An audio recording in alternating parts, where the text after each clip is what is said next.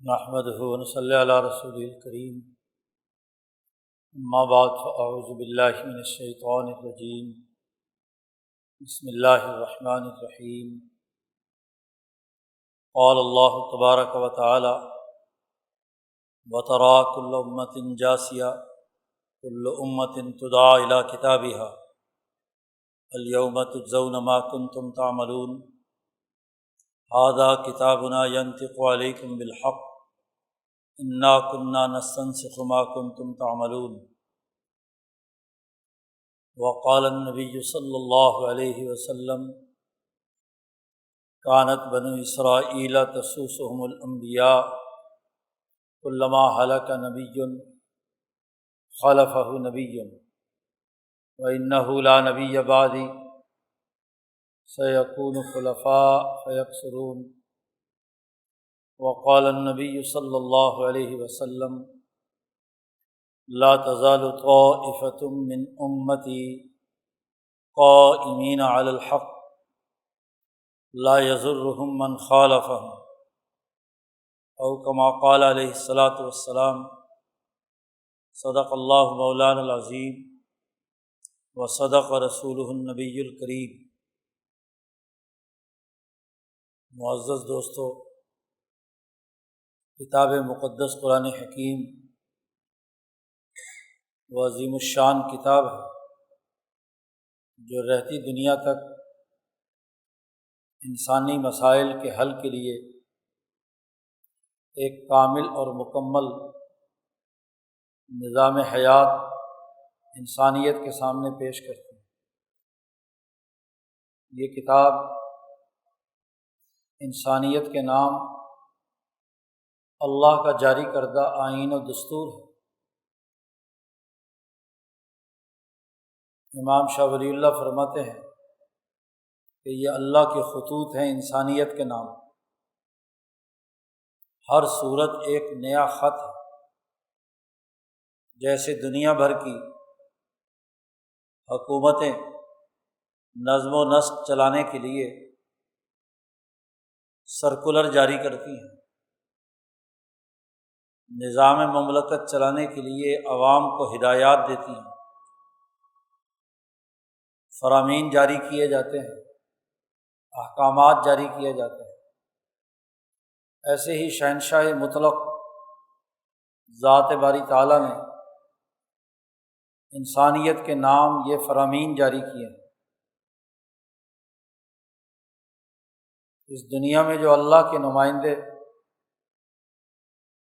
جن کے بارے میں امام شاہ ولی اللہ نے جملہ استعمال کیا ہے کہ وہ تراجمۃ الحق، حق تبارک و تعالیٰ کی دنیا میں ترجمانی کرنے والے ہیں، ان کی بات کو دنیا میں منتقل کرنے والے ہیں۔ ان کی زبانی اللہ نے اپنے یہ فرامین و احکامات انسانیت کے نام جاری کیے ہیں کہ انسان ان احکامات پر عمل کر کے، اس کتاب اور آئین اور دستور پر عمل کر کے دنیا میں بھی کامیابی حاصل کرے اور آخرت کی کامیابی بھی حاصل کرے۔ مسلمان کو اسی لیے دعا سکھائی گئی کہ وہ یہ دعا مانگے کہ آتنا فی الدنیا حسنہ وفی الآخرۃ حسنہ۔ دنیا کی ترقی اور کامیابی بھی ہے اور آخرت کی ترقی اور کامیابی بھی مطلوب ہے۔ صرف دنیا کی ترقی ہو اور آخرت کی ناکامی ہو، یا صرف آخرت میں کامیابی کی بات کی جائے اور دنیا میں کامیابی اور ترقی کو نظر انداز کر دیا جائے، دونوں باتیں غلط ہیں۔ دین دونوں دائروں کے بارے میں واضح ہدایات جاری کرتا ہے، احکامات بتلاتا ہے، فرامین و ارشادات نبوی انسانیت کی رہنمائی کرتے ہیں۔ پھر دوسری بڑی اہم ترین بات یہ سمجھنا چاہیے کہ دین اسلام وہ واحد دین ہے جو تمام انسانوں کی طرف مبعوث ہونے والے نبی الانبیاء حضرت محمد مصطفیٰ صلی اللہ علیہ وسلم پر نازل ہوا۔ باقی انبیاء کی بعثت تو اپنی اپنی اقوام کی طرف ہے، لیکن رسول اللہ صلی اللہ علیہ وسلم کی بعثت تمام انسانیت کی طرف، تمام اقوام عالم کی طرف، تمام اقوام و ملل، تمام معاشرے، تمام قومیں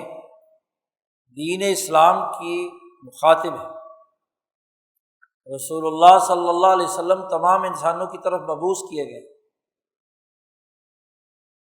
خود رسول اللہ صلی اللہ علیہ وسلم نے فرمایا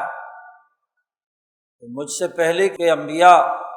اپنی اپنی قوم کی طرف مبعوث ہوئے ہیں، اور وَبُعِثْتُ إِلَى النَّاسِ كَافَّةً، اور میری بعثت جو ہے تمام انسانیت کی طرف، تمام اقوام عالم کی طرف۔ اس لیے کتاب مقدس قرآن حکیم کا آغاز جس پہلی سورۃ الفاتحہ سے ہوا ہے، انسانوں کو سب سے پہلے یہ بات سکھلائی گئی کہ رب العالمین کی وہ حمد و ثنا کریں، الحمدللہ رب العالمین، تمام جہانوں کا رب۔ امام انقلاب مولانا عبید اللہ سندھی فرماتے ہیں کہ رب العالمین کا مطلب رب الاقوام ہے، کیونکہ جتنے بھی عالم ہیں انسانیت کے، ہر عالم الگ قوم پر مشتمل ہے، ہر ایک قوم اپنی ایک خاص شناخت رکھتی ہے، اس کی اپنی ایک تہذیب، ثقافت، زبان، اس کی اپنی ایک دھرتی، اپنا آسمان، اپنی زمین۔ تو بین الاقوامی کتاب ہے، تو کوئی بھی عالم انسانیت میں کوئی قوم، انسانوں کا کوئی گروہ جب تک اپنی قومی شناخت قائم نہیں کرتا، وہ اقوام عالم میں اپنا کردار ادا نہیں کر سکتا۔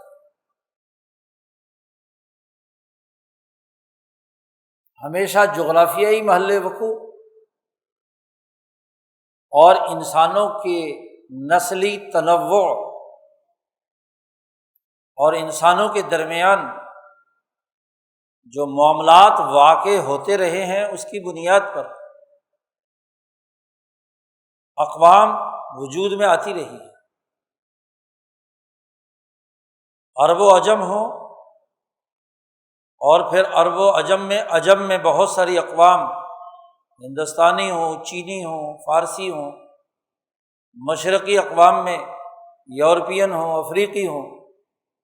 تو خطوں کے تنوع سے انسانوں کی قومیں اور ملتیں بنتی ہیں، امتیں وجود میں آتی ہیں۔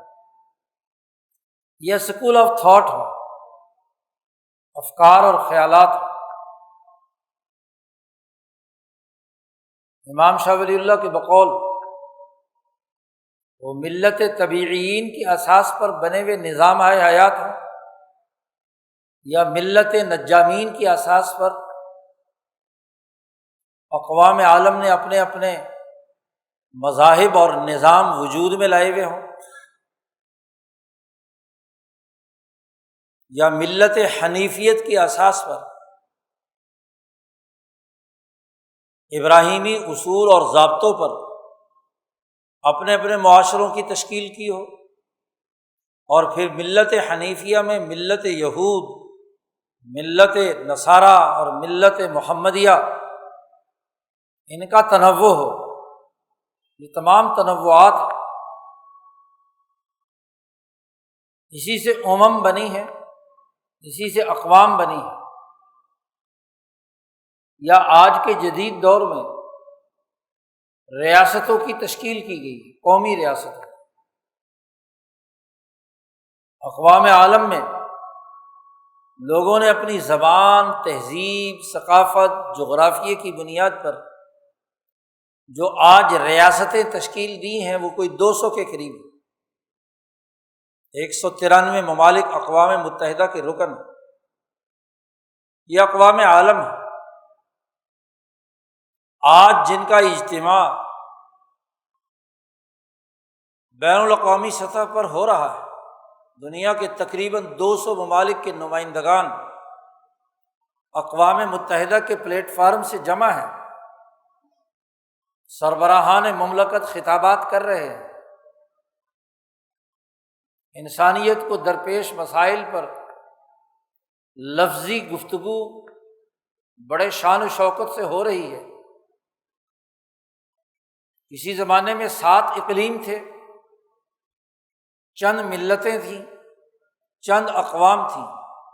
اور آج انسانیت 200 ملکوں میں تقسیم ہو چکی ہے۔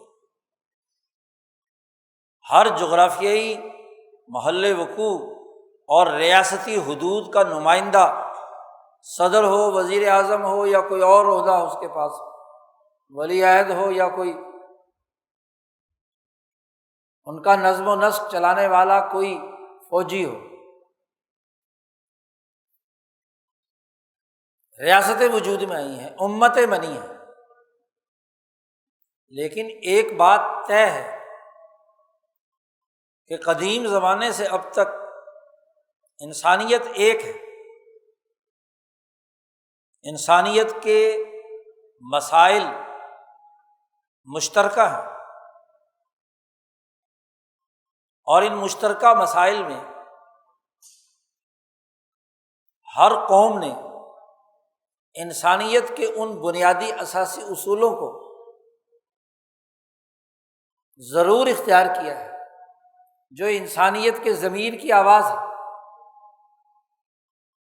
وہ کسی مذہب سے ہوں، کسی نسل سے ہوں، کسی خطے سے ہوں۔ جیسے انسانوں کی جسمانی ساخت ایک جیسی ہے، دنیا کے کسی بھی کونے خدرے میں کوئی انسان نامی مخلوق ہے، اس کی 2 ٹانگیں ہیں، 2 ہاتھ ہیں، 2 آنکھ ہیں، 2 کان ہیں، ایک ناک ہے، ایک منہ ہے، ایک خاص قسم کا اس کا جسم ہے، نہ وہ کسی جانور سے ملتا نہ کسی جن سے ملتا۔ جیسے اس کی جسمانی وحدت اور اس کا اظہار ما فی الضمیر حیوان ناطق، اس کے غور و فکر کی استعداد اور صلاحیت، ایسے ہی اس انسانی جسم کے لیے جو ضروریات اور تقاضے اس کرۂ ارض پر رہتے ہوئے ہیں وہ کل انسانیت کے مشترکہ ہیں۔ انسان نامی اس مخلوق کا بنیادی اساسی اصول یہ ہے کہ انسان آزاد پیدا ہوا ہے، آزادی اس کی بنیادی قدر ہے، انسانی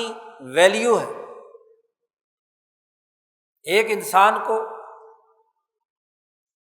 امن چاہیے، اس کی جان، مال، عزت، آبرو کے حوالے سے، یہ ایک مشترکہ اصول ہے۔ انسانوں کے درمیان معاملات، معاہدات وجود میں آئے، سوشل کانٹیکٹ وجود میں آئے تو اس کی اساسیات عدل کی ہوگی تو سوسائٹی کی ضرورت پوری ہوگی، آفاقی اصول۔ معاشی اطمینان، اس کی روٹی روزی کا بندوبست، اس کی معاشی ضروریات کی کفالت، یہ تمام انسانوں کی مشترکہ ضرورت ہے۔ کالا ہو، گورا ہو، مشرقی ہو، مغربی ہو، ایشین ہو، یورپین ہو، امریکن ہو، آسٹریلین ہو، اسے بھوک لگتی ہے، گرمی سردی سے بچاؤ کی ضرورت ہے، روٹی کپڑا مکان اسے چاہیے ہے، احتیاجات کا پتلا ہے، یہ مشترکہ بات ہے۔ جیسے انسانوں کی جسمانی ساخت ایک جیسی ہے، ایسے ہی ان کی ضروریات، ان کی حاجات، ان کے جسم اور وجود کی حفاظت کا، امن کا نظام، اس کی آزادی، اس کا وقار، اس کی حفاظت، یہ بھی انسانوں کی مشترکہ اقدار ہے۔ اللہ تبارک و تعالیٰ نے جب انسانیت کو تخلیق کیا ہے تو اس کے ساتھ ساتھ ان نوامیس کلیہ کو بھی انسانیت پر امپوز کیا ہے جو تمام انسانوں میں مشترکہ پائی جاتی ہے۔ امام شاہ ولی اللہ دہلوی رحمۃ اللہ علیہ اس کی وضاحت کرتے ہیں کہ انسانیت کے نوامیس کلیہ وہ ہیں، میکرو لیول کے وہ بنیادی پرنسپلز جو تمام انسانوں میں یکساں اور مشترکہ طور پر پائے جاتے ہیں، وہ اللہ نے امپوز کر دیے ہیں، نقش کر دیے ہیں انسانیت۔ معاشی ترقی، عدل و انصاف، امن و امان، آزادی اور حریت، ایسی بنیادی اقدار دنیا کے ہر آئین، ہر دستور، ہر قانون، ہر مذہب، ہر ملت، ہر تہذیب اور ہر ثقافت کا حصہ ہے۔ دنیا کا کوئی مذہب یہ نہیں سکھاتا کہ انسانوں پر ظلم کرے، انہیں غلام بنائے، ان پر قبضہ کرے۔ سرکشی اور طغیانی، فرعونیت اور قارونیت، جس کے ذریعے سے انسانیت کو یرغمال بنایا جائے، دنیا کا کوئی مذہب اپنی مذہبی تعلیم میں یہ بات نہیں کہتا۔ سماوی مذہب ہو یا یہاں اس خطے کا مذہب ہو، طبعی مذہب ہو، نجومی مذہب ہو، کسی بھی مذہب میں غیر سماوی مذاہب، صابئین کا جو مذہب ہے، اس مذہب کی بھی بنیادی خصوصیت انسانی ان اقدار پر مشترک ہے، یہ ناموس کلی ہے۔ یہ وہ نوامیس کلیہ ہیں، دنیا کے ہر مذہب، ہر قوم، ہر آئین، ہر دستور کا حصہ ہے۔ آج اقوام متحدہ کا جو بنیادی چارٹر انسانی حقوق کا ہے، اس میں بھی ان حقوق کو تسلیم کر لیا گیا ہے۔ افراد کو غلام بنانا جرم ہے، ممالک کو یرغمال بنانا جرم ہے، آزادی اظہار رائے انسانیت کا حق ہے، اس پر قدغن لگانا انسانیت کی توہین ہے۔ انسانوں کا مل کر اپنا اجتماعی نظام بنانا یہ ان کا حق ہے۔ 25-30 کے قریب بنیادی انسانی حقوق آج اقوام عالم نے تسلیم کر لی، اور وہ ہر مذہب میں، یہودی ہوں، عیسائی ہوں، مسلمان ہوں، بدھ ہوں، کنفیوسسٹ ہوں، ویدک دھرم کے ماننے والے ہوں، وہ ناموس کلی جو انسانیت کی مشترکہ میراث ہے، یہی دراصل کسی قوم اور کسی امت کی آئینی ذمہ داری ہوتی ہے۔ وہ اپنی آزاد مرضی سے اپنی ضرورتوں اور تقاضوں کی بنیاد پر اپنے لیے ایک آئین اور دستور بناتے ہیں، اور پھر اس آئین و دستور کے مطابق اپنے ادارے، سسٹم، طریقہ کار، پروسیجرز تشکیل دیتے ہیں کہ یہ جو بنیادی ویلیو ہم نے تسلیم کی ہے، اس کو عمل میں لانے کا طریقہ کار کیا ہو۔ آئینی قانونی نوعیت کیا ہوگی، انسانی مسائل کے حل کرنے کے لیے اس کے کیسے بروئے کار لایا جائے۔ یہ جو بنیادی امور ہے، یہی اس قوم اور امت کا اصول اور ضابطہ، طریقہ کار، یا اگر وہ تحریری ہے تو الکتاب ہے۔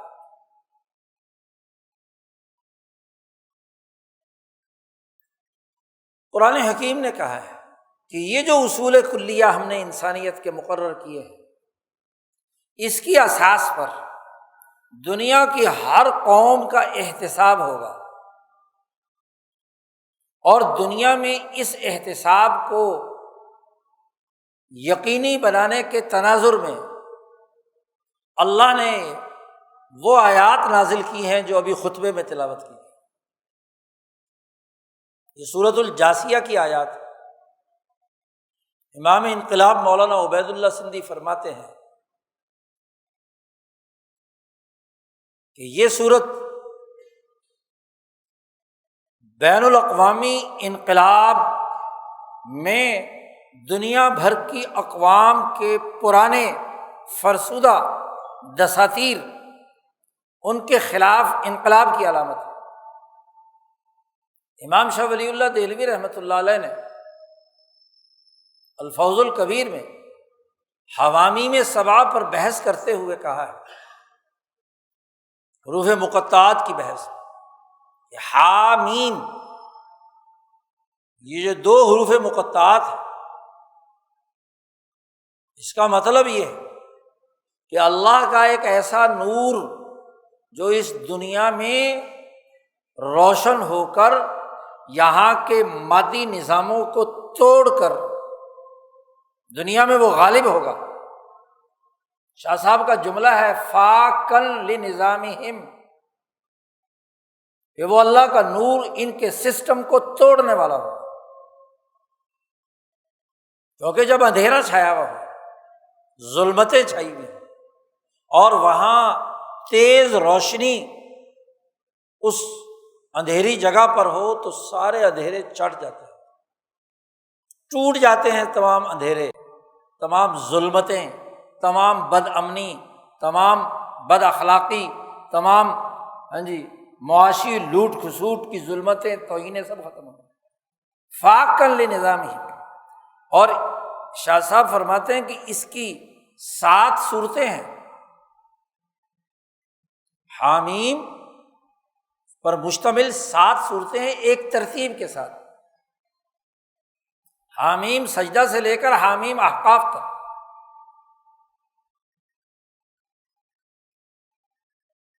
ہر ایک صورت انسانی سوسائٹی کے کسی ایک بنیادی مسئلے سے متعلق وضاحت کر رہی ہے۔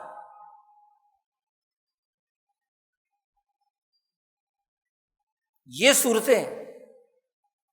انسانی معاشروں کے بنیادی مسائل پر گفتگو کرتی ہیں۔ خاص طور پر یہ صورت الجاثیہ، اس میں اللہ نے بنیادی حکم، بنیادی بات بیان فرمائی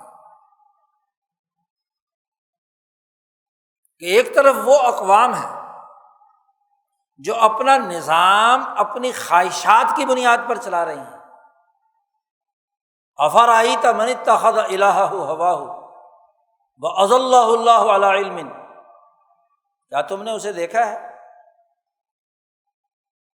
کہ جس نے اپنی خواہشات کو اپنا خدا بنا لیا؟ اپنی کتاب کی اساس، اپنے آئین کی بنیاد اس کی خواہشات ہیں۔ علم غائب ہو گیا، سمع غائب ہو گیا، نہ سنتے ہیں، نہ دیکھتے ہیں، نہ سمجھتے ہیں، خواہشات کے پیروکار۔ اور یہ حقیقت بیان کرنے کے بعد اور شریعت کے بنیادی احکامات واضح کرنے کے بعد کہ اتباع شریعت یا اتباع حنیفیت ہم نے آپ پر نازل کی ہے، آپ کو اس کے مطابق عمل کرنا ہے، دونوں کے درمیان الکتاب جو اصل حقیقی ہے ملت حنیفیہ کی، تمام اقوام عالم کی، اور ایک وہ جو خواہشات پر مبنی نظام ہے، دونوں کے فرق بیان کرنے کے بعد اللہ نے نبی اکرم صلی اللہ علیہ وسلم کو مخاطب کر کے کہا ہے کہ وَتَرَىٰ كُلَّ أُمَّةٍ جَاثِیَةٍ، تم دیکھو گے کہ تمام قومیں، اقوام عالم وہ گھٹنوں کے بل قیامت کے دن کھڑی ہوں گی۔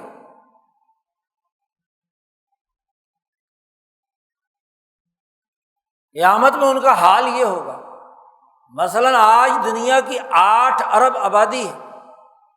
اور 200 ممالک ہیں، ان کے ذیل میں کتنی ہی پارٹیاں، گروہ اور امتیں ہیں،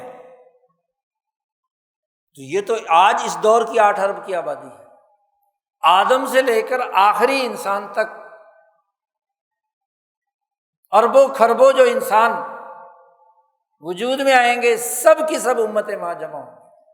سب اقوام جمع ہوں گے۔ نبی اکرم صلی اللہ علیہ وسلم فرماتے ہیں کہ کأنی انظر الیہم، گویا کہ میں ابھی بھی اس وقت دیکھ رہا ہوں کہ سب گھٹنے ٹیک چکی ہیں۔ جسود کہتے ہیں پنجوں اور گھٹنوں کے بل کھڑے ہونا۔ جب آدمی کسی حساب کتاب کے انتظار میں ہوتا ہے، پریشانی کے عالم میں ہوتا ہے، تو سیدھا کھڑا ہونے کے بجائے گھٹنوں کے بل زمین پر اس کے پاؤں کے پنجے اور گھٹنے یہ لگے ہوئے ہوں، اسے کہتے ہیں جاسیہ، الجسو۔ آپ یہ دیکھیں گے محمد صلی اللہ علیہ وسلم کہ دنیا کی ہر امت اور قوم وہاں اللہ کے دربار میں، شہنشاہ مطلق کے دربار میں ایسے کھڑی ہوں، اور وہاں اعلان کیا جائے گا الیوم تجزون ما کنتم تعملون، اور پھر انہیں کہا جائے گا تدعا الی کتابھا، تمہیں بلایا جائے گا الی کتابھا، کتاب الامہ، امت نے جو کتاب طے کی ہے اس کی طرف۔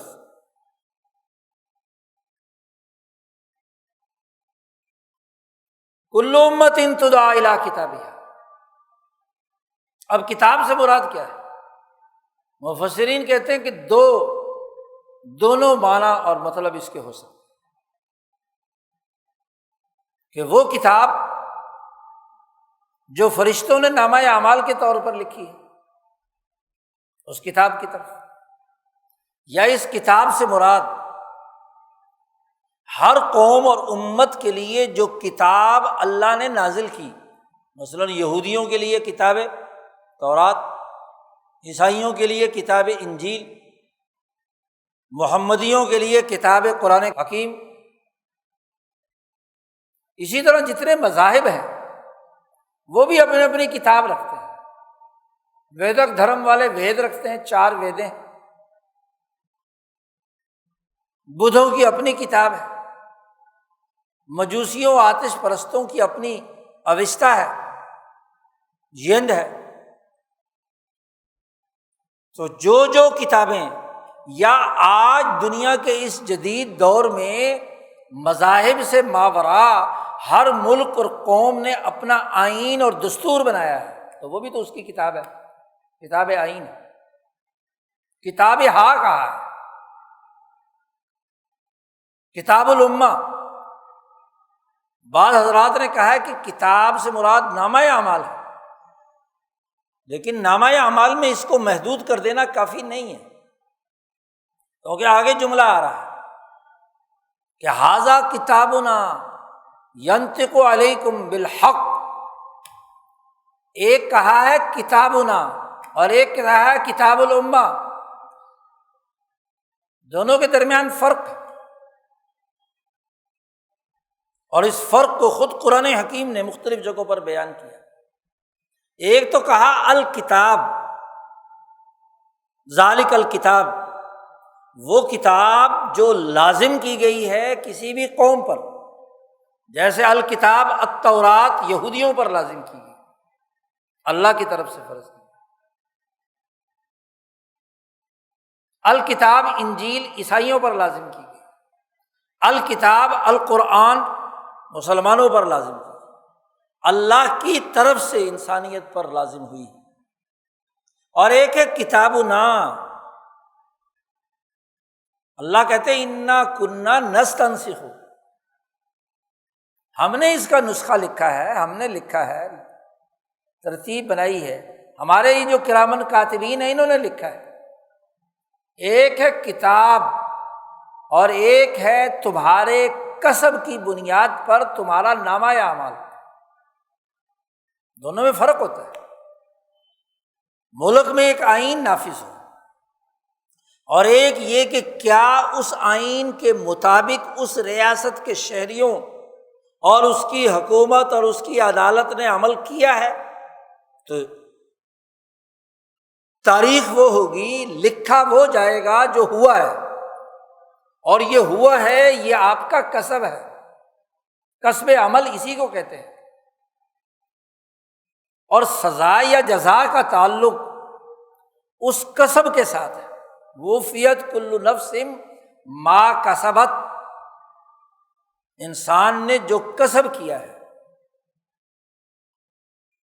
اس کا پورا پورا بدلہ دیا جائے گا۔ تو ضروری نہیں ہے کہ ہر انسان یا ہر قوم کا کسب اس الکتاب کے مطابق ہو جو اللہ کی طرف سے امپوز کی گئی ہے، نافذ کی گئی ہے۔ اگر تو اس کے مطابق وہ عمل ہوا تو پھر ٹھیک ہے، آگے آیت میں کہا فَأَمَّا الَّذِينَ آمَنُوا وَعَمِلُوا الصَّالِحَاتِ، جنہوں نے ایمان لائے اور صحیح عمل کیا ان کے لیے جنت ہے، اور جنہوں نے کفر کیا اور اس الکتاب کو جو کتاب امہ کسی امت پر اللہ نے نافذ کی تھی اس پر عمل نہیں کیا، کسب اس کے خلاف ہے، تو پھر سزا کا مستحق۔ تو کتابنا وہ ہے جو تمہارے کسب پر مشتمل ہمارے کرامن کاتبین نے لکھا ہے، اور کتاب الامہ جس کی طرف تدعا الی کتابیہا، اس کتاب کی طرف جو تم پر لازمی قرار دی گئی تھی، اب اس کتاب کا اور اس کتاب کا موازنہ کیا جائے گا۔ یہ ہے عدل، کہ کیا اس کتاب ہدایت کے مطابق عمل کیا ہے یا نہیں۔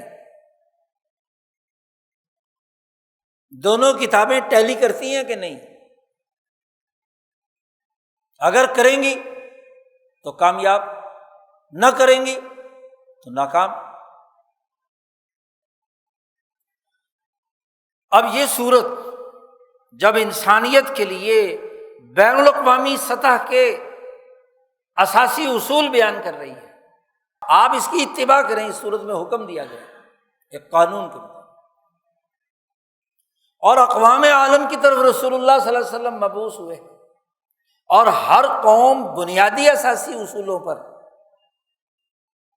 انسانیت کے بنیادی اساسی اصولوں پر متفق ہے۔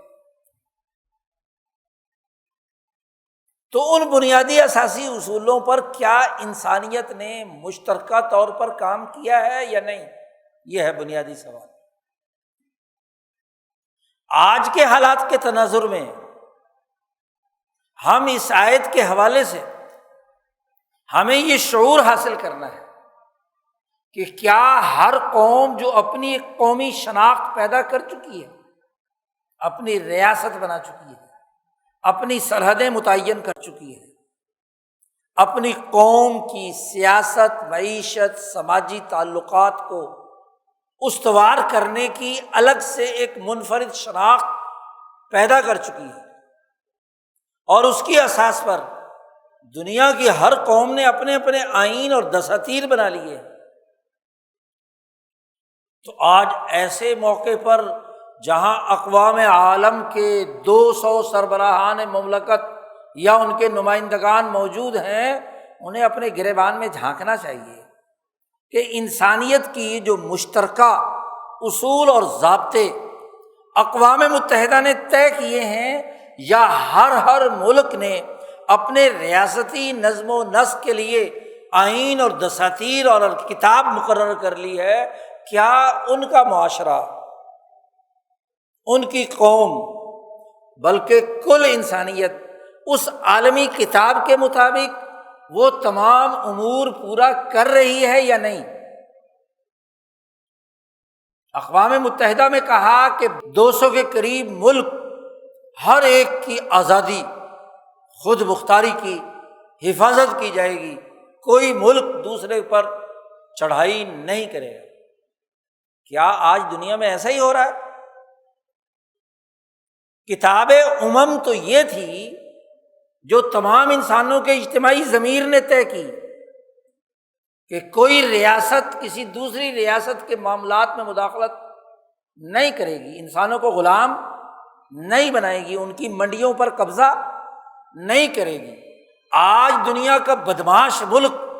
دنیا کی ریاستوں کو غلام بنانے کے لیے ان کی سیاستوں میں مداخلت کرتا ہے، ان کے حکمران بدلتا ہے، ان کی معیشت کو تباہ و برباد کرتا ہے، ان کی منڈیوں پر قبضہ کرتا ہے، ان کے انسانوں کو یرغمال بناتا ہے، انسانی حقوق پامال کرتا ہے، ان کے معدنی ذخائر پر قبضہ کرتا ہے۔ اب آئین خود بنایا اقوام متحدہ کا کہ ریاستوں اور اقوام عالم کے حقوق کا تحفظ کیا جائے گا۔ تحفظ کرنے کے بجائے لوٹ کھسوٹ مسلط کرنا۔ پھر کیا یہ ملک جو وجود میں آئے یہ کسی نیچرل طریقے سے یا وہاں کی اقوام نے اپنی آزادی اور حریت کی بنیاد پر یہ ریاستیں تشکیل دی، یا عالمی سامراج نے اپنے مفادات کے مطابق اس دنیا کی بندر بانٹ کی؟ ہمیں 100 سال پہلے کا وہ معاہدہ یاد رکھنا ہے جب 1916 میں جنگ عظیم اول کے دوران برطانیہ اور فرانس نے خلافت عثمانیہ کے ملکوں کی بندر بانٹ کی تھی، کاغذ پر لکیریں کھینچی تھی کہ یہ ملک ہوگا، ایک یہ ملک ہوگا، ایک یہ ملک ہوگا، ایک یہ ملک ہوگا، اور یہ ملک میرا، یہ ملک تیرا، دونوں نے بندر بانٹ کی تھی۔ معاہدہ سائیکوٹ پائیکوٹ سب کے دنیا کے سامنے کہ جس کے ذریعے سے ملکوں کی بندر بانٹ کی گئی، اور خاص طور پر دنیا کی وہ اقوام جو طاقتور اور مسلمان تھیں ان کے حصے بکھرے کیے گئے۔ کردوں کو 4 ملکوں میں بانٹ دیا، پٹھانوں کو 2-3 ملکوں میں بانٹ دیا، عربوں کی 14 ریاستیں بنا دی، ایک ہندوستان کی 7 ریاستیں بنا دی، یورپ کے 25 ملکوں کو ایک جگہ اکٹھا کر کے یورپی یونین بنا دی۔ کیا قوموں کی آزادی کی حفاظت کا یہ بنیادی قانون یا ناموس کلی جو انسانیت کا بنیادی حق تھا، خود اقوام متحدہ کے چارٹر کے مطابق تھا، کیا اس کی خلاف ورزی نہیں کی گئی؟ جب انسانی اقوام تمام کی تمام آزادی اور حریت کا حق رکھتی ہیں تو پھر یہ 5 ویٹو پاور کہاں سے آ گئی کہ جو باقی ملکوں کی قسمت کا فیصلہ کرے؟ ان میں سے ایک ملک جو بھی ویٹو کر دے، پوری دنیا کے انسانی مسائل تمام اقوام متفق ہو جائیں، وہ ایک ملک 200 ملکوں کو یرغمال بنا دیتا ہے۔ کیا اسے عدل کہتے ہیں؟ آج اقوام متحدہ کو دیکھنا ہے کہ جو آئین بنایا ہے تدعا الی کتابھا، دنیا میں نہیں تو آخرت میں اللہ نے کہا ہے کہ ہر ایک کو، ہر امت کو اس نے خود جو کتاب طے کی تھی الی کتابھا۔ امام شاہ ولی اللہ دہلوی نے حجت اللہ میں ایک بڑی اچھی بحث کی ہے کہ انسانیت پر اللہ نے جتنی چیزیں بھی نافذ کی ہیں، فرض کی ہوں، واجب ہو یا کوئی بھی حکم دیا ہو، وہ انسانیت کے اجتماعی ضمیر کی آواز ہے، ان کی خواہشات کی بنیاد پر قانون سازی ہوئی ہے، انسانوں کی خواہش۔ انسانوں نے آدم سے لے کر رسول اللہ صلی اللہ علیہ وسلم تک اولو العزم انسانوں نے نماز کے ساتھ عشق کیا تو اللہ نے نماز فرض کر دی، 5 وقت کی فرض کر دی۔ انسانیت کے مشترکہ ضمیر کی آواز تھی، یہ ناموس کلی ہے۔ انسانیت کے اجتماعی ضمیر کی آواز تھی روزہ رکھنا۔ ہر مذہب اور ملت میں روزہ ہے، فاقہ ہے، تو اللہ نے کیا ہے، روزہ فرض کر دیا۔ ہر ملت میں، ہر مذہب میں ریاستوں کے نظم و نسق کو چلانے، غریبوں، کمزوروں، یتیموں، مسکینوں کے حقوق ادا کرنے کے لیے زکوٰۃ کی ادائیگی کا ایک طریقہ کار رہا ہے، کتنے بھی پرسنٹیج کے ساتھ ہو، مربع ہو، ربع ہو، یا خمس ہو، یا عشر ہو، وغیرہ وغیرہ۔ شریعت نے سب سے کم ترین مقدار 2.5% مقرر کر دی، زکوٰۃ فرض کر دی۔ دنیا بھر کے تمام آئین اور دساتیر میں، مذاہب اور ملل میں ایک خاص ٹائم اور ایک خاص جگہ پہ انسانیت کا اجتماع کرنا، یہ انسانی فطرت ہے۔ کسی بھی مذہب میں لے لو کہ وہ جس اسکول آف تھاٹ سے وابستہ ہیں، اس کے ماننے والے ایک جگہ پر جمع ہوں۔ شاہ صاحب نے مثال دی ہے جیسے ہندوؤں کا ہردوار، باقی مذاہب کے اپنے اپنے اجتماع، تو کل انسانیت کا جو اول بیت وضع للناس ہے، اس کا حج مقرر کیا، عمرہ مقرر کیا، اسی اصول اور ضابطے پہ۔ تو شریعت کا ہر حکم انسانوں کی چاہت اور خواہش اور ان کی فطری ضرورت کے مطابق ہوا ہے۔ یہی وہ پس منظر بیان کیا ہے امام شاہ ولی اللہ دہلوی رحمۃ اللہ علیہ نے کہ تراویح 3 دن آپ صلی اللہ علیہ وسلم نے پڑھی، لوگ پیچھے آ کر جمع ہو گئے، 3 دن کے بعد آپ صلی اللہ علیہ وسلم باہر نہیں آئے۔ فرمایا کہ تمہارے عشق اور تمہارے تعلق کو دیکھ کر مجھے ڈر ہو گیا کہ کہیں یہ فرض نہ ہو جائے تم، لیکن اگر فرض ہو گئی تو تم پورا نہیں کر سکو۔ تو شاہ صاحب نے وہاں کہا کہ انسانوں کی طلب کے مطابق حکم آتا ہے۔ حج کے موقع پر بھی جب ایک صحابی نے بار بار سوال کیا کہ ہر سال حج ہوگا، انہوں نے خاموشی اختیار کی۔ فرمایا کہ تمہارے شوق کو دیکھ کر اگر میں کہہ دیتا تو فرض ہو جاتا، اور ہر سال تم حج کر نہیں سکتے تھے۔ اس کا مطلب یہ کہ شریعت اور کتاب انسانوں کی طلب پر ہوتی ہے کہ انسان کیا چاہتے ہیں، تو کتاب امت انسانوں کا بنایا ہوا دستور ہوتا ہے، انسانوں کی طلب کے مطابق شریعت آتی ہے۔ اور آج تو دنیا بھر کی اقوام نے تسلیم کر لیا کہ جی ہم مادیت پرست ہیں تو ہم آئین مادے کے بنائیں گے، اور جو مسلمان ہیں بظاہر اپنے آپ کو کہتے ہیں کہ ہم تو قرآن کے مطابق نظام بنائیں گے، لیکن قرآن کے مطابق نظام بناتے نہیں، بس صرف آئین میں لکھتے ہیں کہ یہاں قرآن و سنت کے خلاف کوئی کام نہیں ہوگا، اور کام سارے ہی قرآن و سنت کے خلاف ہیں۔ لیکن جو دستور تم نے مان لیا ہے، تدعا الی کتابھا، تمہارے اپنے تحریر کردہ آئین کے مطابق تم سے پوچھا جائے گا کہ کیا تم نے اس آئین پر عمل کیا؟ جی، اس دستور پر عمل کیا؟ خود ہی اپنے اوپر ایک آئین نافذ کیا، خود ہی اسے توڑ دیا۔ یہ ہے خواہشات، اسے کہتے ہیں افرأیت من اتخذ الہہ ہواہ، اپنے بنائے ہوئے نظام کے خلاف، اپنی مانی ہوئی کتاب کے خلاف، اپنے ہی تسلیم کردہ آئین اور دستور کے خلاف کام کرنا۔ مسلمان ہے، اسلام پر ایمان رکھتا ہے، کتاب مقدس پر ایمان رکھتا ہے، اور پھر اس کی قانون شکنی کرتا ہے، نماز نہیں پڑھتا، روزہ نہیں رکھتا، حج نہیں کرتا، زکوٰۃ نہیں دیتا، جھوٹ بولتا ہے، بددیانتی کا ارتکاب کرتا ہے، ظلم کرتا ہے، بد امنی پھیلاتا ہے، دہشت گرد ہے، یہ اس کا کسب ہے۔ اللہ نے تو یہ لکھا ہوا ہے، تمہارے کرامن کاتبین نے تمہارے نسخے بنائے ہوئے، ریکارڈ ڈیٹا بنایا ہوا، کل امت تدعا الی کتابہ، تمہارے آئین میں کیا لکھا ہے، تمہارے دستور میں، دستور بناؤ اور توڑ دو، اور دستور بنا کر توڑنے کو، آئین بنا کر خلاف ورزی کرنے کو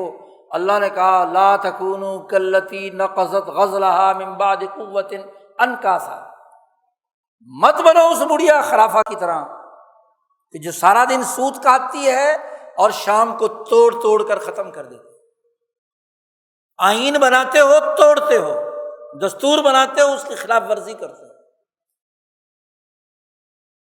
73 کے آئین میں لکھا کہ 10 سال میں ہم اسلام نافذ کر دیں گے، ابھی 10 سال نہیں گزرے نا جی، کہاں گیا وہ اسلام؟ اپنے ہی بنائے ہوئے آئین کی خلاف ورزی۔ 10 سال میں ہم سود ختم کر دیں گے، کہاں ہے وہ سود کا خاتمہ؟ ہر امت کو اسی کی کتاب کے مطابق پکارا جائے گا کہ یہ تم نے کتاب لکھی تھی نا، حدیث میں آتا ہے وہ یہودیوں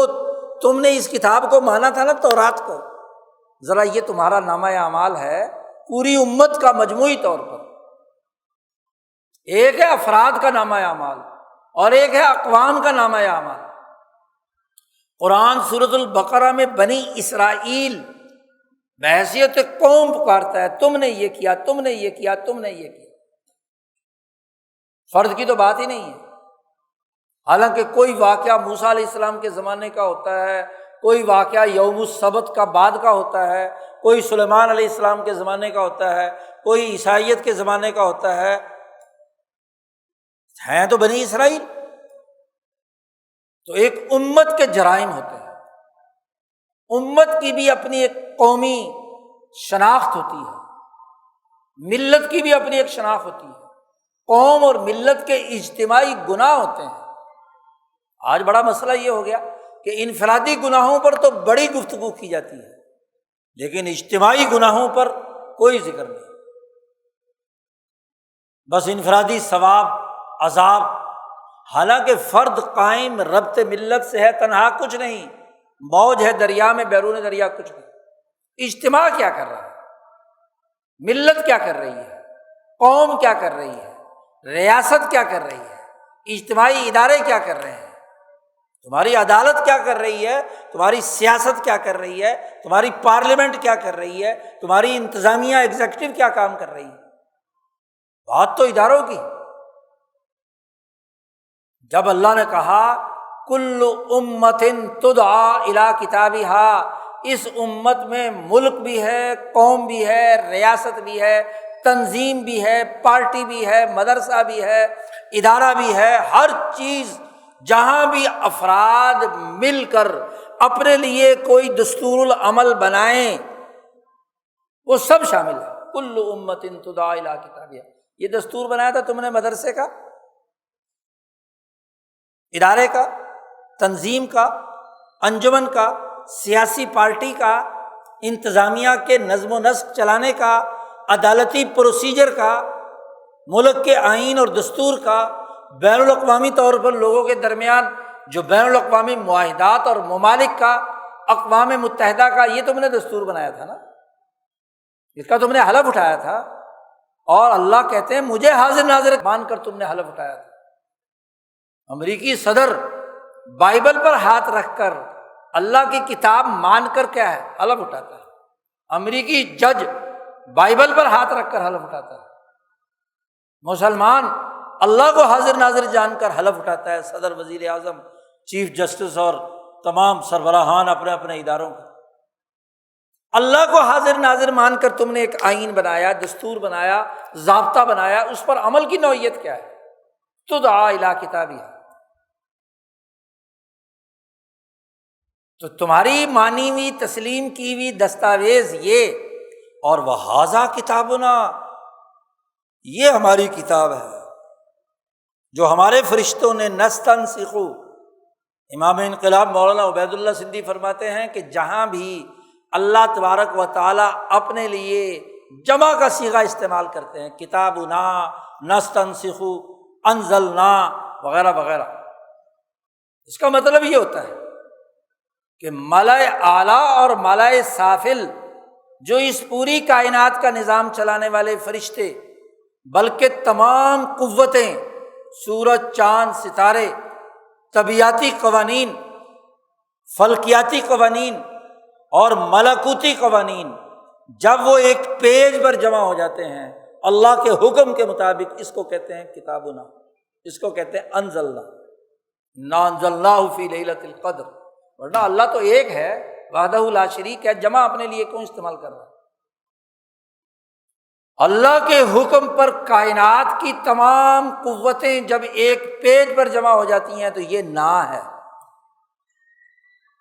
اللہ کے حکم پر کرامن کاتبین نے نستنسخ لکھا ہے، اور صرف یہ نہیں کہ ان کے کسی رجسٹر میں لکھا ہے، جیسے جیسے یہ لکھتے رہتے ہیں ویسے ویسے یہ نامہ اعمال جو اللہ نے بین الاقوامی سرور عرش الہی پہ لوح محفوظ رکھا ہوا ہے، وہاں ڈیٹا منتقل ہوتا رہتا ہے۔ تمہارے موبائل کا ڈیٹا سرور میں چلا جاتا ہے، بلکہ تم صرف سوچتے ہو فلانی چیز خریدنی ہے تو فوراً تمہارے موبائل پر اس کے اشتہار آنا شروع ہو جاتے ہیں، یعنی تمہاری سوچ بھی تمہارا سرور پڑھتا ہے، تمہارا گوگل پڑھتا ہے جی۔ تو اللہ کا جو سرور اعلیٰ ہے جی، لوح محفوظ، کیا اس کے اندر تمہارا ڈیٹا، تمہاری گفتگو، تمہارا عمل وہ ریکارڈ نہیں ہو رہا؟ تمہاری ویڈیو بھی ہے، آڈیو بھی ہے، کام بھی ہے جی۔ ہر ریاست کے ذمہ داروں سے پوچھا جائے گا کہ بھائی تم نے یہ حلف اٹھایا تھا، تم ذرا اپنی 50-60 سال کی زندگی یا 30-40 سال کی افسری کے دوران کیا اپنے طے شدہ آئین دستور کے مطابق جس کا حلف اٹھایا تھا کام کرتے رہے، یا اپنی خواہشات کے مطابق فیصلے کرتے رہے؟ تم نے خواہشات کو خدا بنایا تھا یا اپنے طے شدہ آئین اور دستور پر؟ اللہ کی عدالت، اللہ پاک فرماتے ہیں میری عدالت میں کسی پر کوئی ظلم نہیں ہوگا، قیامت کے دن کوئی ظلم نہیں ہوگا۔ وفیت کل نفس ما کسبت وہم لا یظلمون۔ اور وہاں اللہ تبارک و تعالیٰ نے یہاں تک بندوبست کیا ہے کہ کافر جب کہیں گے کہ بھائی ہمیں تو پتہ ہی نہیں چلا اس قانون کا، تو اللہ نے کہا ہے کہ ہم نے نبی اسی لیے بھیجے کہ قیامت کے دن تم یہ کہو کہ جی ہمیں پتہ نہیں تھا۔ تو نبی آئے ہیں حجت پورا کرنے کے لیے، نبی کے ورثاء علماء ربانیین آئے ہیں تم پر حجت پورا کرنے کے لیے، تمہیں بتلانے کے لیے کہ تم نے یہ ایگریمنٹ کیا تھا، اس ایگریمنٹ کے مطابق کام کرو، یہ کتاب تم نے اپنے اوپر امپوز کی تھی، اس کے مطابق عمل کرو، یہ بتلانے کے لیے انبیاء آتے۔ کل کو تم یہ کہو گے جی ہمیں تو پتہ ہی نہیں تھا۔ اول میں تو قانون سے لا علمی کوئی عذر نہیں ہے، لیکن اللہ عدل و انصاف کی اساس پر وہاں کہے گا کہ تم پر حجت تمام کی۔ اس لیے انبیاء ہوں یا انبیاء کے سچے وارثین ہر دور میں اس دور کے انسانوں پر ان کے غلط کردار پر حجت تمام کرنے کے لیے آتے رہے۔ امام شاہ ولی اللہ دہلوی نے اسی لیے حجت اللہ البالغہ لکھی کہ اللہ کی حجت عقلی دلائل کے ساتھ، کشفی دلائل کے ساتھ، نقلی دلائل کے ساتھ، قرآن کے تناظر میں سمجھنا چاہتے ہو، حدیث کے تناظر میں سمجھنا چاہتے ہو، فلسفے کے تناظر میں سمجھنا چاہتے ہو، منطق کی زبان میں سمجھنا چاہتے ہو، سیاست کی زبان میں سمجھنا چاہتے ہو، انتظامی اور عدالتی ڈھانچے کے طور پر سمجھنا چاہتے ہو، جس انداز سے بھی سمجھنا چاہتے ہو۔ اس لیے شاہ ولی اللہ فرماتے ہیں کہ اللہ کی قسم میں فلسفی کے ساتھ فلسفی کی زبان میں، منطقی کے ساتھ منطق کی زبان میں، محدث کے ساتھ حدیث کی زبان میں، اصطلاحات میں فقیہ کے ساتھ فقہ کی زبان میں، مفسر کے ساتھ تفسیر کی زبان میں حجت تمام کر سکتا ہوں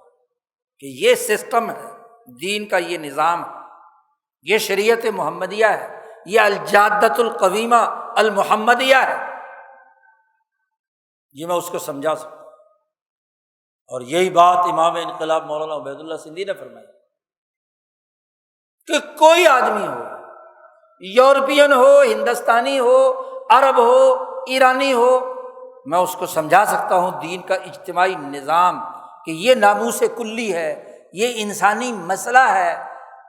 عقل کے تناظر میں سمجھنا چاہے تو عقل کے، برہان کے تناظر میں سمجھنا چاہے تو برہان کے، نقل کے تناظر میں سمجھنا چاہے تو اس انداز میں، جس انداز میں بھی۔ تو انبیاء حجت تمام کرنے کے لیے آتے ہیں۔ آج انسانیت پر حجت ہے کہ یہ انسان اور انسانوں کے نمائندے جو ایک بین الاقوامی فورم پر جمع ہیں، وہ اپنے گریبان میں جھانکیں، اپنے بین الاقوامی قانون جس کو انہوں نے خود تسلیم کیا ہے، اقوام متحدہ کے آئین اور دستور کو،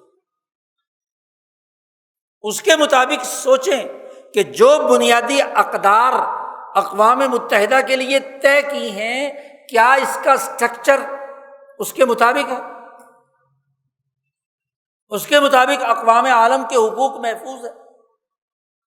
بظاہر تو جناب دعویٰ کیا جائے کہ جی ملکوں کی آزادی کو ہم بہت اہمیت دیتے ہیں، لیکن مکر و فریب اور دھوکے کے ساتھ ریاستوں کے نظام میں اپنے سازشیوں کے ذریعے سے سیاسی عدم استحکام پیدا کیا جائے۔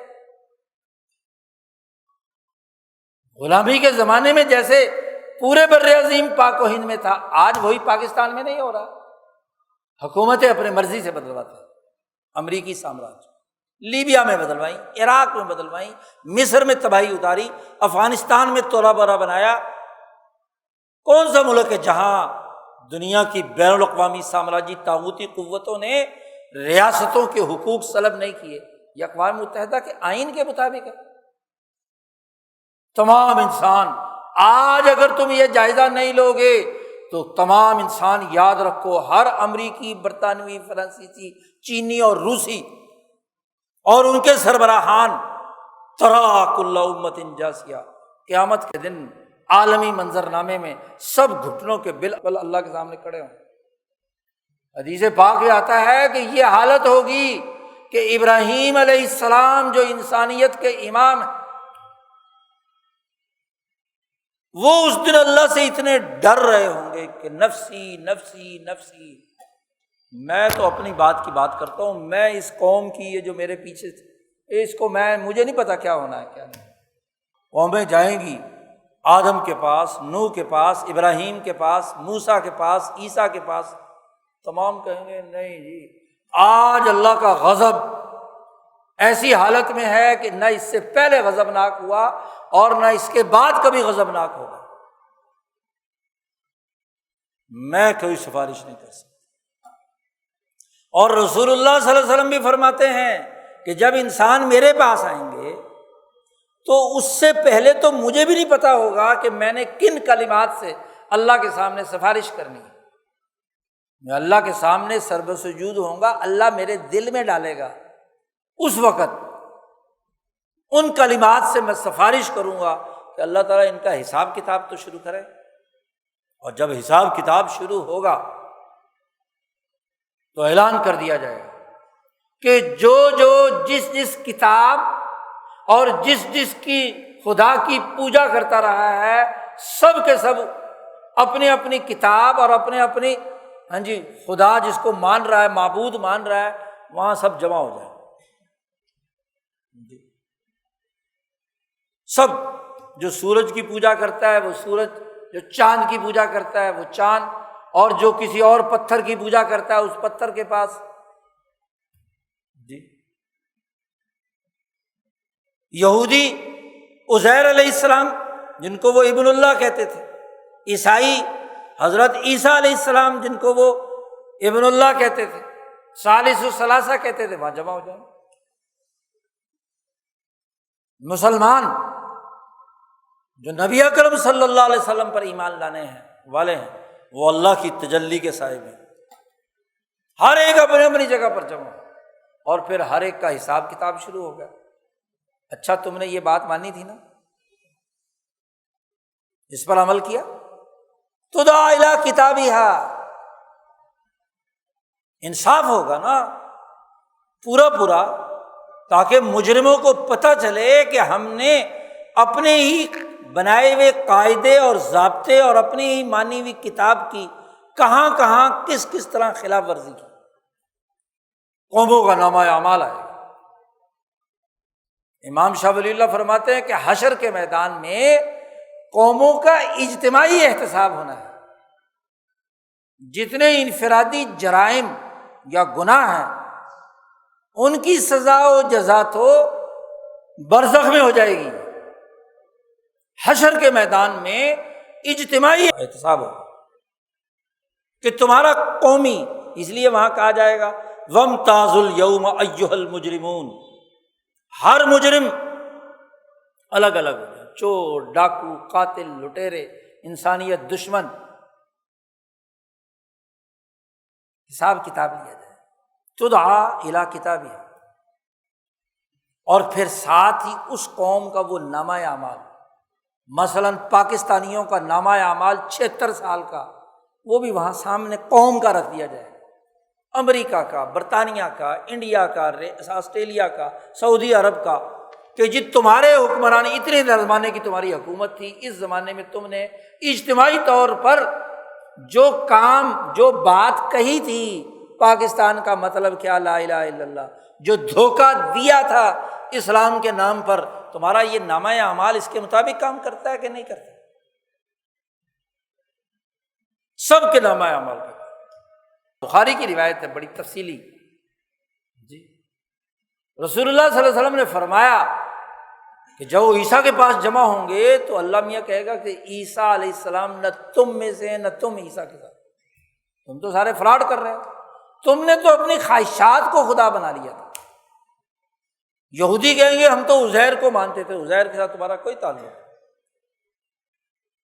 نہ عزیر تم میں سے نہ تم عزیر میں سے، تمہاری پارٹی تو الگ ہے،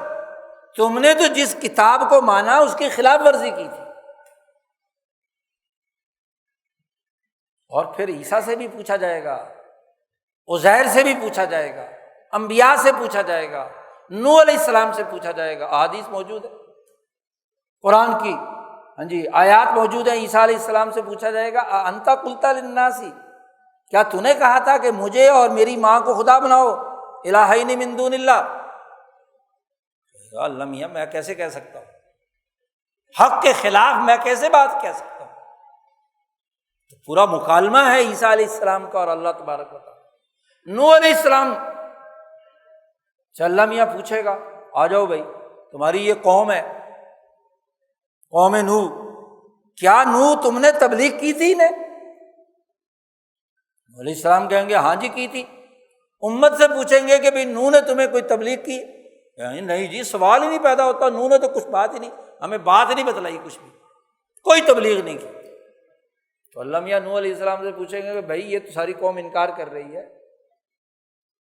تمہارے پاس کوئی گواہ ہے؟ نوح علیہ السلام کہیں گے ہاں گواہ ہے، امت محمدیہ ہے، رسول اللہ صلی اللہ علیہ وسلم ہے، وہ گواہی دیں گے کہ میں نے 950 سال ان کو دعوت دی، انی دعوت قومی لیلا و نہارا۔ جی امت محمدیہ گواہی دے گی تب حجت تمام ہوگی۔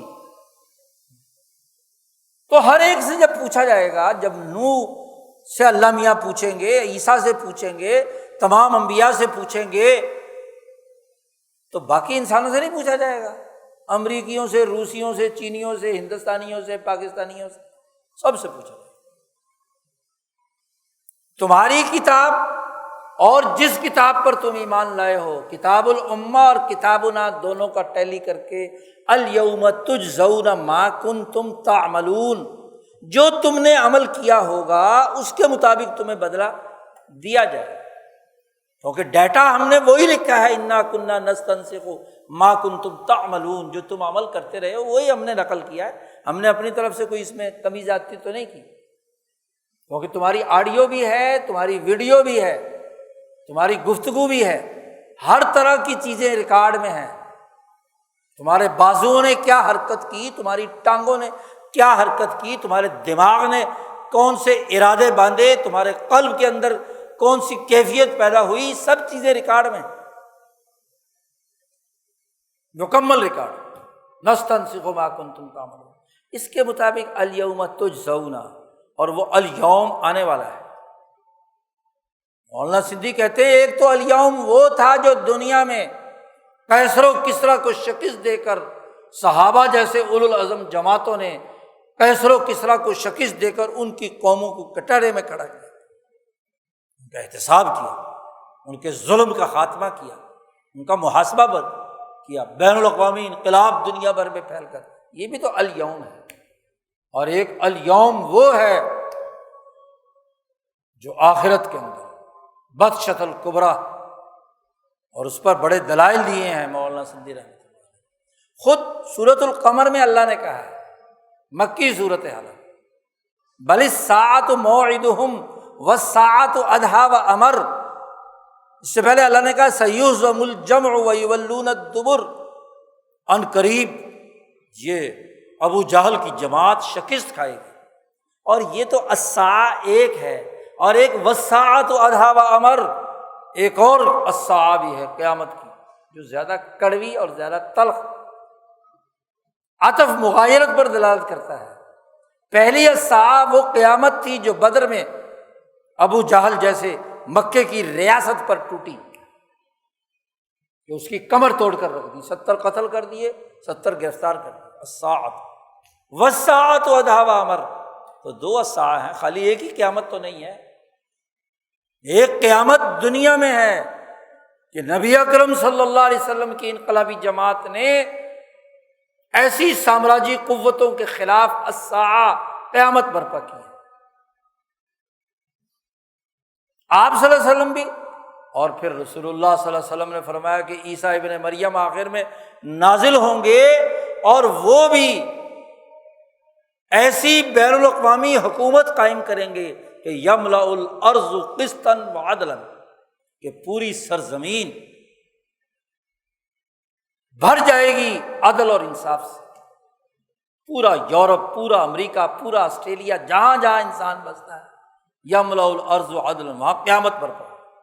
سارے سامراجی طاغوتی قوتیں شکست کھا جائیں گے۔ ترا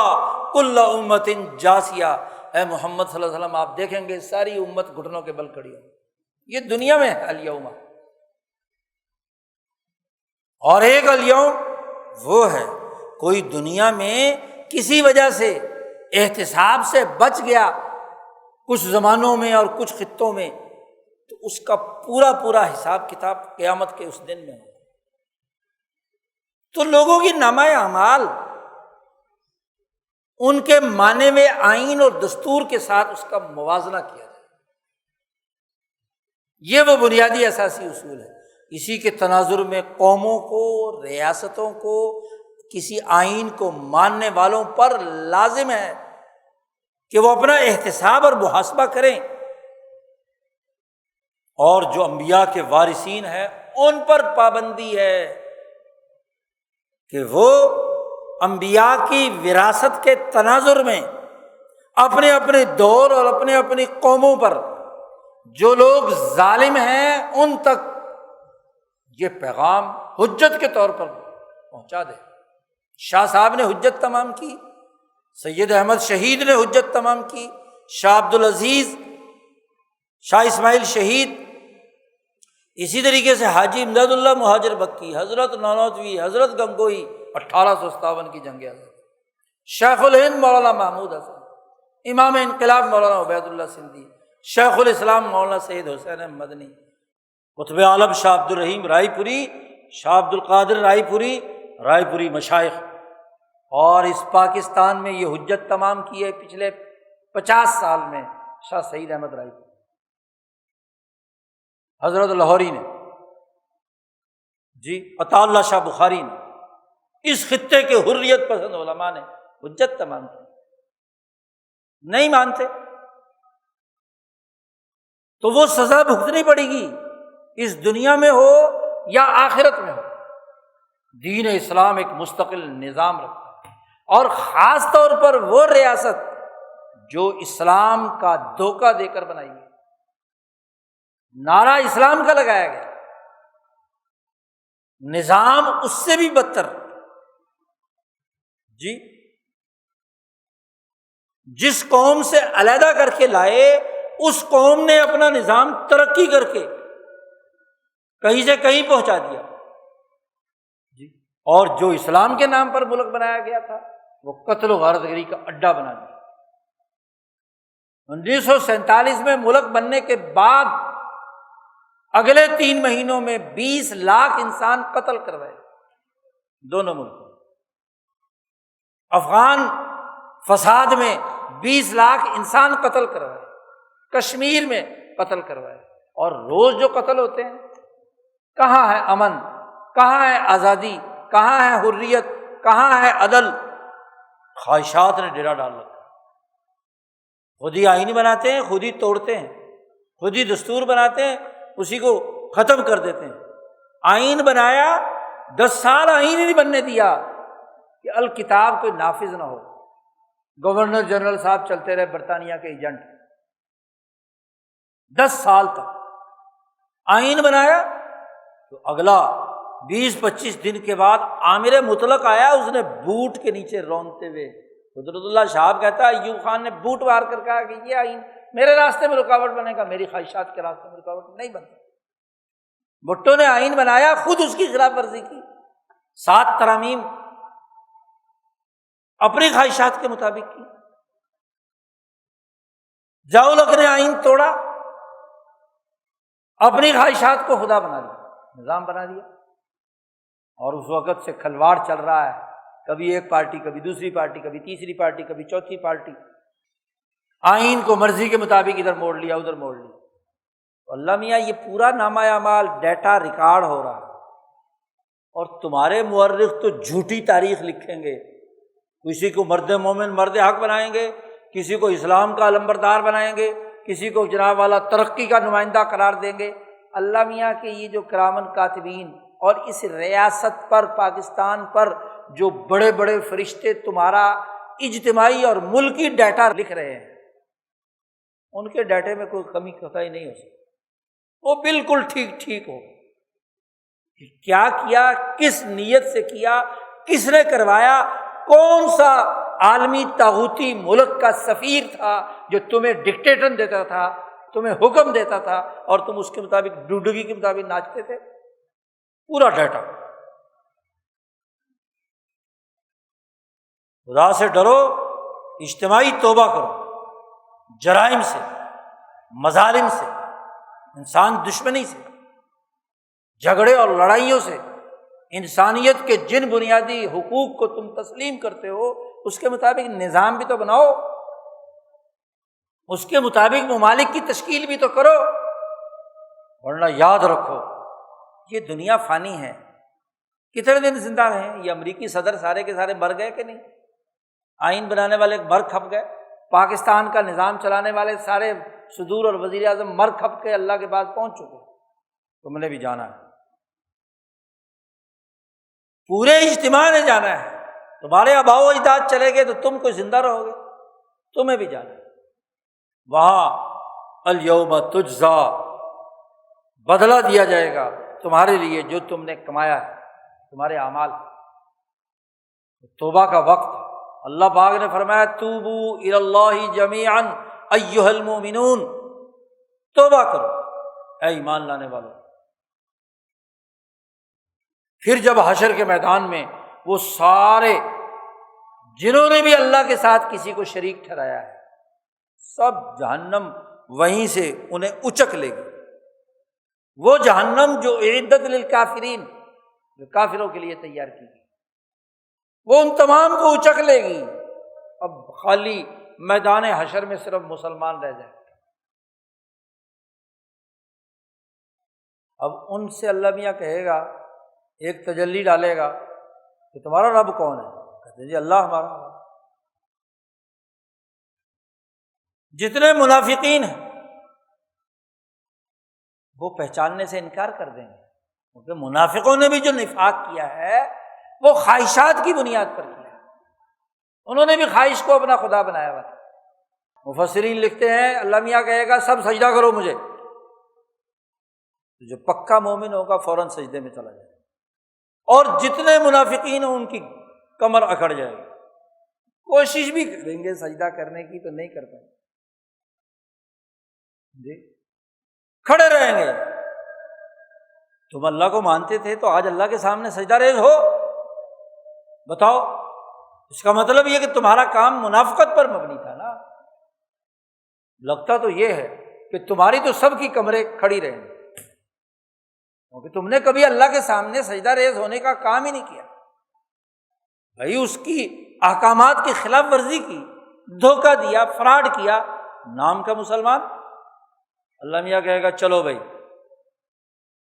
یہ پل صراط ہے، سب کے سب اس پہ سے گزرو، تمام مومنین، انبیاء، صدیقین، شہداء، صالحین، فاسقین، منافقین، فاجرین، سب جو مانتے تو اللہ کو ایک تھے، شرک نہیں کیا، ان سے کہے گا اس پل صراط سے گزرو۔ تو جو انبیاء، صدیقین، شہداء، صالحین ہیں وہ تو حضور نے صلی اللہ علیہ وسلم نے فرمایا جیسی صلاحیت ہوگی کل برق، بجلی کی تیز رفتار روشنی کی طرح گزر جائیں گے، تو اپنے اپنے اعمال اور اپنے اپنے اس کے مطابق پار کر جائیں گے۔ اور جتنے منافقین، جتنے مجرمین، جتنے فاسقین، جتنے مفسدین ہیں، وہ اپنے اپنے جرم کے مطابق جب اس پل پر چڑھیں گے تو اسی جہنم کے اندر گرتے جائیں گے۔ حضور صلی اللہ علیہ وسلم نے فرمایا کہ تم نے شوک سعدان دیکھے ہیں؟ صحابہ سے کہا، انہوں نے کہا کہ ہاں دیکھے ہیں، بڑے نکیلے قسم کے کانٹے۔ حضور صلی اللہ علیہ وسلم نے فرمایا اس جہنم میں ایسی جھاڑیاں اور ایسے کانٹے شوک سعدان کی طرح ہوں گے، یہ تو تم نے یہاں دیکھے چھوٹے چھوٹے، اور وہاں ان کا سائز کیا ہوگا وہ اللہ ہی جانے۔ تو وہاں اس کے اندر وجود جا کر اس بھڑکتی ہوئی آگ کے انگاروں پر مبنی کانٹوں پر گرے گا تو ماشاءاللہ جہاں جہاں جو جو جرم ہوگا وہ کانٹا وہیں وہیں پرویا جائے گا جرم کے مطابق۔ یہ ہے تجزون ما کنتم تعملون، منافقین کی سزا، مجرمین کی سزا۔ 60 کے قریب اسلامی ملک ہیں، تو ان ملکوں کے نمائندوں سے پوچھا جائے گا کیا تمہارے ہاں سود کا نظام ختم ہو گیا؟ کیا تمہارے ہاں امن کی، عدل کی، انصاف کی سیاست تھی؟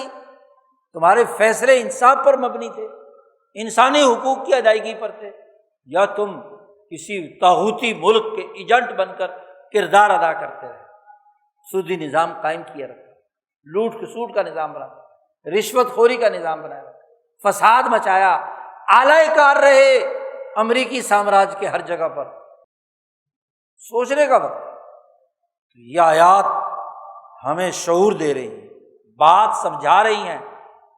فرائض سمجھا رہے ہیں، اور اجتماعی جماعتوں کے جرائم زیادہ خطرناک ہیں فرد کے جرائم۔ فرد کے جرائم میں تو کوئی مجبوری، کوئی اور چیزیں بھی حائل ہو سکتی ہیں، لیکن قوموں کے اجتماعی جرائم ایک نیک آدمی کو بھی جرم کرنے پر مجبور کرتے ہیں، برائی کرنے پر مجبور کرتے ہیں۔ لیکن ایک آدمی نیکی کرنا چاہتا ہے، لیکن سسٹم کا دباؤ اور اس کا پریشر، اس کا ماحول اس فرد کو نیک نہیں رہنے دیتا۔ بڑا جرم ہے اجتماعی گناہ۔ تو اجتماعی گناہوں کا شعور حاصل کرنا، قوموں کا اپنی ذمہ داریوں کو سمجھنا، اپنے آئین اور دستور کی پاسداری کرنا، اپنے حقوق اور فرائض کو پورا کرنا، یہ ان کی زندگی کا لازمی تقاضا ہے۔ دین یہ ذمہ داری ہر امت، ہر قوم پر نافذ کرتا ہے۔ جو قوم جس حوالے سے ذمہ داریاں پوری کرے گی اتنی ہی کامیاب۔ نبی اکرم صلی اللہ علیہ وسلم نے فرمایا کلکم راعٍ وکلکم مسئول عن رعیتہ، تم میں سے ہر آدمی سربراہ اور ذمہ دار ہے،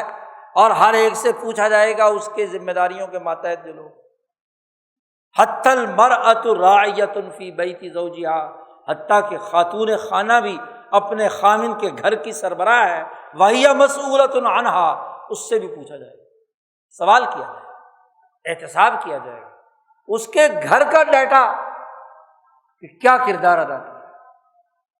تو یہ واضح ہدایات کی موجودگی میں ہم اس سوال و جواب سے بے خبر، منافقت کے ساتھ، فساد کے ساتھ، انسانیت دشمنی کے ساتھ، اپنے ہی بنائے ہوئے، اپنے ہی تسلیم کیے ہوئے اسلام اور قانون اور قاعدوں اور ضابطوں اور آئین اور دساتیر کی دھجیاں بکھیریں گے، مجرم نہیں ہے۔ ایسا جرم جو بالکل لوگوں کے سامنے واضح اور اللہ میاں اسی واضح جرم کی بنیاد پر ہی جہنم میں سب کے سامنے پہنچے، اسی لیے وہاں سب کے سب مجرمین جو ہیں